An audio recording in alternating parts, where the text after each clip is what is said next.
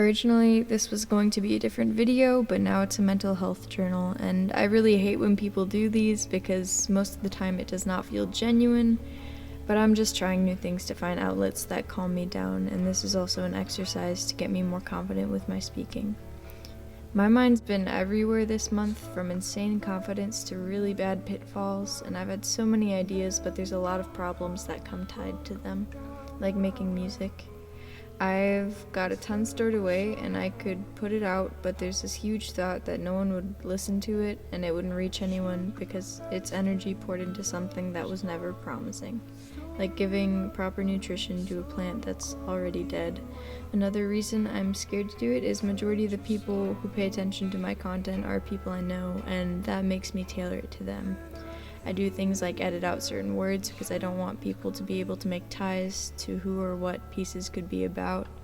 It's a struggle to make something enjoyable for everyone without making anyone uncomfortable.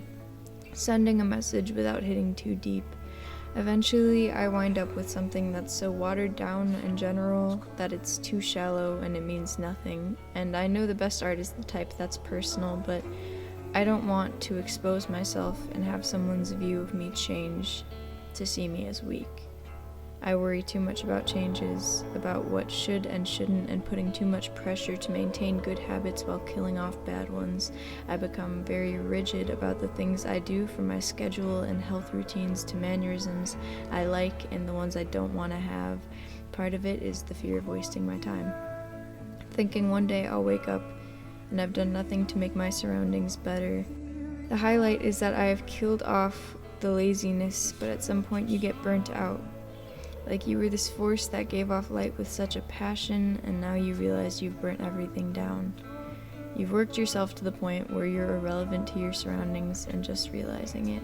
I've tried to do a lot of things to get my mind off of it. I've filled sketchbooks, gotten back in touch with old friends, read books, worked out, and I even tried doing one of those self-pampering relaxation baths, which made my face way too red.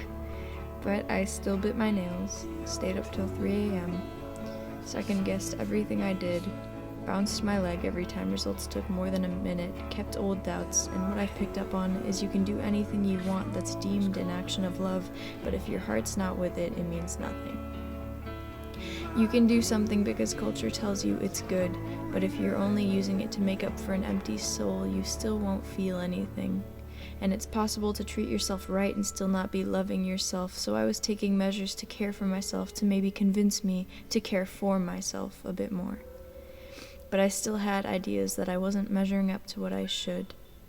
And those thoughts have always been there and probably will be forever, but the mistake I made was trying to take a loud noise and tune it out by playing louder, maybe smoother noises, but in the end you just end up with too much jagged sound and a headache. And now I'm going to try and pinpoint my focus on the doubts that I tried to cover up and prove them wrong so that eventually I can ignore them and dismiss. It's a process that will be difficult and probably long as well, but it's also one that will make me stronger in the end, and I'm really looking forward to that.